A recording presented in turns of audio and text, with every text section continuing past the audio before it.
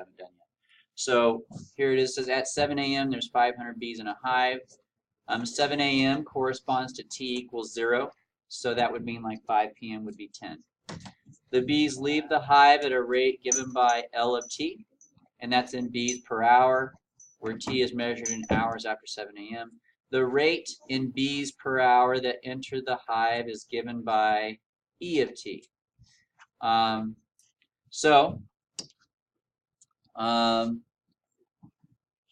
My Y1 is the rate at which they're leaving, and my Y2 is the rate at which they're entering. All right, so we wrote an expression on part D. It was a net change thing. So I got to activate my pen here just a moment. You guys should already have it written.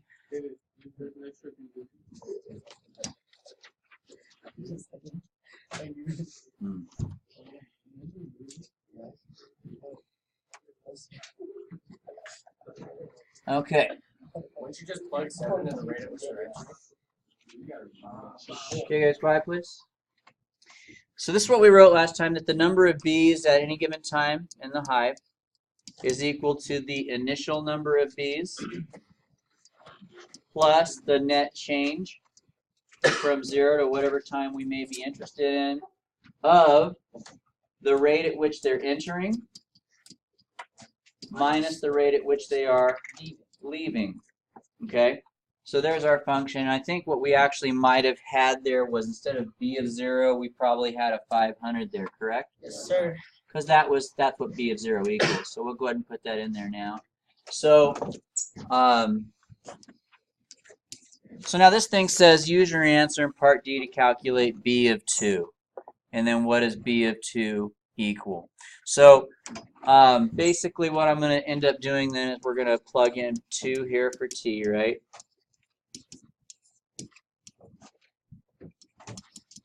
And then from there we're going to use our calculators, okay? I'll save that for now. What does b of 2 represent, though? The time, or the amount of bees at 2. Not the amount of bees enter. Oh wait, at 9 o'clock. Good. You can say it either way. So the number of bees that are in the hive, actually, right? So the number of bees that are in the hive. Because did you say enter? Because that would be incorrect. Because if you said the number of bees that entered the hive, by then that's a different answer. Okay, good. The number of bees that are in the hive at 9 o'clock, or the number of bees that are in the hive after 2 hours. Either one of those are good answers. Yes. Because we start at 7 a.m. So yeah, 7 a.m. is 0. Yeah. Because 7 a.m. starts at 0. 7. And I'm going to underline this word in the hive. Because I don't know about you guys, but for me, it's a subtle difference. I'm kind of careless with my words. I might have said the number of bees that have entered the hive by then. That's actually wrong, right? So we got to be careful with our words. That's the actual number of bees that are in the hive at that moment. All right. Now on this one, explain what the following expression means in the context of this problem. Well, if b of 2 represents the number of bees that are in the hive at 9, then b of 5 would represent the number of bees that are in the hive at 12, right? So what are we looking at here? What does b of 5 minus b of 2 mean then? Really cool use of the vocabulary. Very good. I was expecting you guys to say something maybe like the difference in the number of bees between those two time periods, but the fancy word there is net change. It doesn't matter how you say it, but I am gonna say net change because it makes me write less. So the net change in what? Bees. Number of bees. The number of bees. What? Bees in the hive. In the hive. Good. Between what? T equals 2 and T equals 5. Or you could say between 9 o'clock and 12 o'clock. Okay. Are we supposed to calculate for B? Yeah, I was just being lazy. Let's go ahead and do the actual calculation for E. I'll stop being lazy.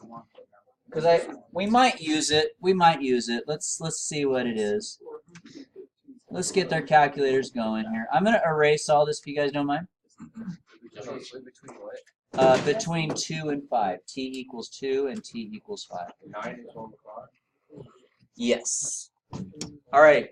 So I'm going to go to my thing. I'm going to type in my function for. I'm going back now to E. I'm going to actually calculate it. It was 500 plus the integral of my function y2 minus y1.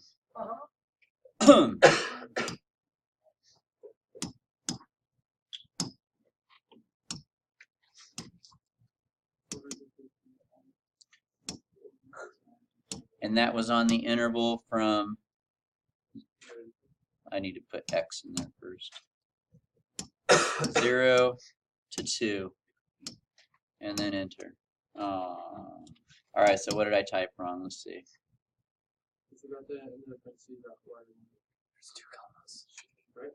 There's two commas. No, the parentheses were good. And once again, I think I showed you guys before, but I'll show you again. If you don't want to have to retype it, just put second entry, and then all you have to go is delete and or insert whatever you want, so you don't have to retype the whole I didn't know that. You do know. But it's my boy. So right there we got 415, and we're just going to round to the nearest b, so that would be about 416 b's at that time. Integral from 0 to what?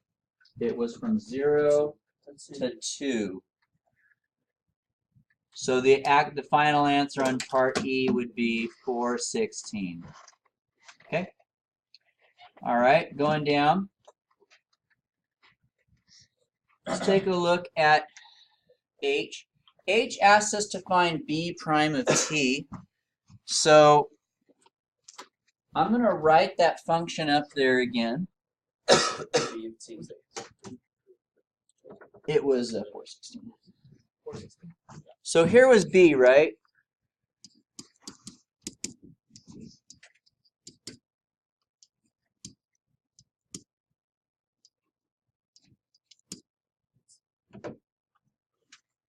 My thing's a little off. I got to come back to my thing if I make E of t minus L of t. Yeah, E of t minus L of t. So it's 18 minus dt. Okay. You got 415, right? Yes, well, I got 416. You rounded it. Rounded it. All right, so what I'm going to do is I'm going to take the derivative with respect to t, right, of this whole thing. So when I take the derivative of b of t, I get b prime. And the derivative of 500 is? 0. 0. And the derivative of this, second fundamental theorem of calculus? Et minus LT. That's it. So, you know, you could call this like the net rate of change, I guess. The net change in the rates, you could call it, right? The rate at which the change. So you're taking the amount at which they enter minus the rate at which they leave. Put those together. That basically tells you the rate at which the number of bees in the hive are changing at any given moment. Okay? So let's go ahead and find b of 2 now. So to find b prime of 2, this is b prime, right? So that means I just need to do e of 2 minus L of 2. And if you're here at Saturday school, you've already seen how to do this, but if you weren't, then I'll show you how you can plug these numbers into E and L using the y function on your calculator. So let's go to our calculator now. And what we're going to do is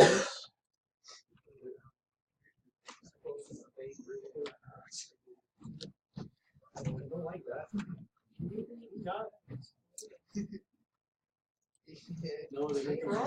all right, so I want you guys to bring up y2. That represents the E function, right? Yeah. And then next to it, we're going to put parentheses 2. And what that does is it plugs 2 into the y function for you. At 11.372. Well, don't push equal yet. Oh. Now do minus y1, right? with parentheses 2 next to it. So it plugs it in for you, and there's our answer. It's negative 16.6. Negative 16.629. How you get that? That's negative 6.3. Negative 6.3. That's negative 17. That's what I got. Yeah, I guess we could round it to the nearest b again. I got negative. Which one, the bug or the? The bug. All right. So we have our answer. It's negative 16.630. No, but we're going to round it, right?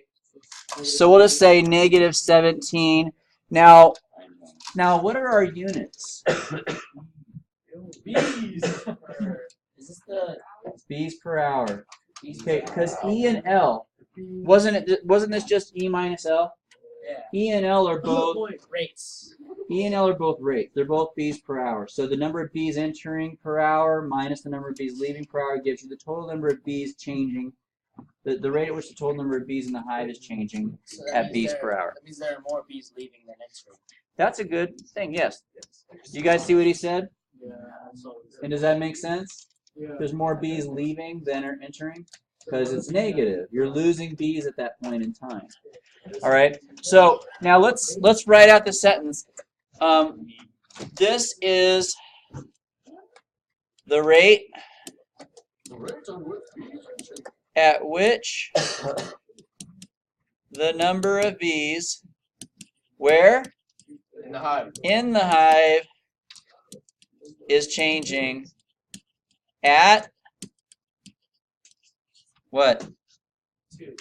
T equals 2. Got it? When you do units, you have to include both components of it. You have to include the units of your input and the units of your output, bees per hour. So the rate at which the number of bees in the hive is changing. You don't want to say the rate at which they're entering, the rate at which they're leaving, the combo, yeah. We should put T equals 2 hours. Oh, thank you, sure. Yes. Point. When you guys start Wait, you're not student even putting practice. them in progress, so why does it matter? Thank you. You should take minus. No, don't do that. No. All right, last one. Well, actually, there's 2 more. Last 2 ones. Here you go. So, what is the average rate of change of the number of bees in the hive on the interval from 0 to 10? So, what is this thing asking for? The average rate of change. Okay. It's asking, this is a key word, I would encourage you guys to underline it. Average rate of change. How do you calculate average rate of change? It's not finding. That's the It's tangent slope, line.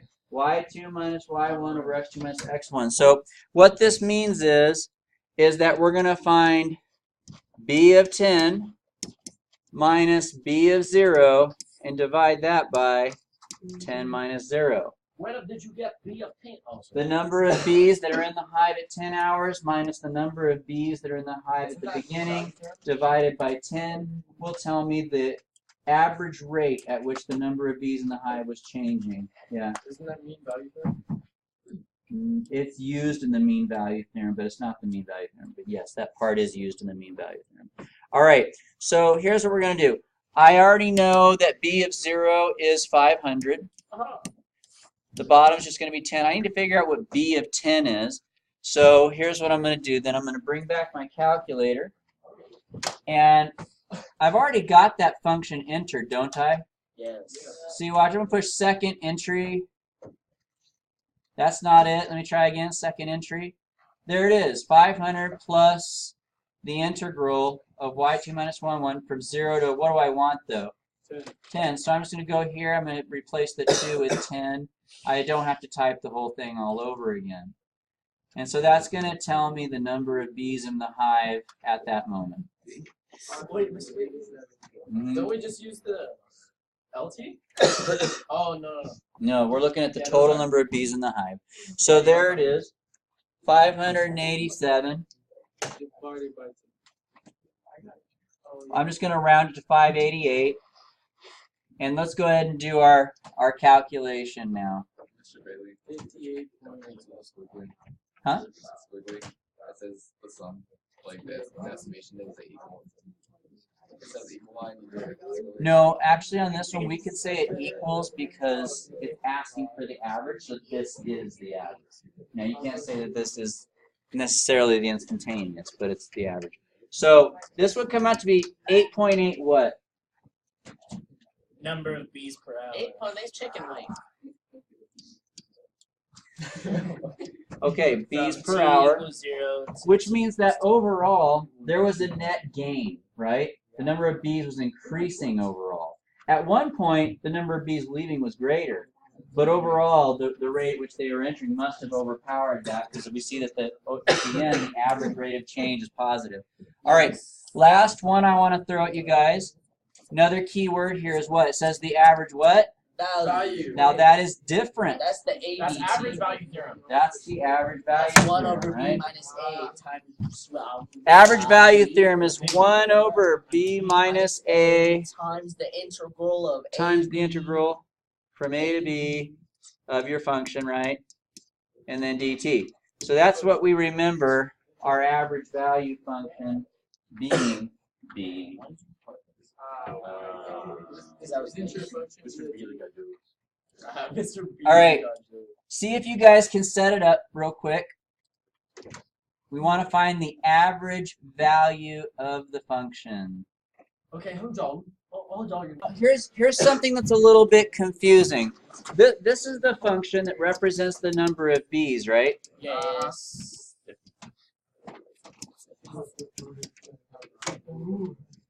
Can't I, Okay, now here's our issue. I want to find the average value of this function, right? So here's the thing. How do you do that? Well, when you have a number in the front, we haven't really seen that. We did average value with integral functions before, right? But how do we do it whenever there's actually a 500 in the front? You could include this in it if you want to, but I think it's pretty confusing. But let me just make it easy for you. What's the average value of 500? 500, right? So we could just ignore this piece and leave it as is, because that's not going to change the average as it is. It's just going to stay at 500. Yes? can I say this? Let me write it first. We're going to find the average value in the interval from 0 to 10, right? Yes. So is this what you guys did? Yeah. Okay, but notice the 500 is not being averaged at all because the average of 500 You don't is... divide it with the 1 over 10? No. Okay. No. Okay, well then, All right, so let's go ahead and do this. So did you calculate this, Nikolai? Yeah. Okay, what did you get for I got just five- that? I got 587.788. Is that after you add the 500? No. It was. Oh wait, what you put? Of I just course. wrote down that equation, the 500. That. Oh, yeah. And then this too? 1 No, over the, 10? The 1 over 10 I left out. You didn't have your 1 over 10? No, I was just gonna combine it later.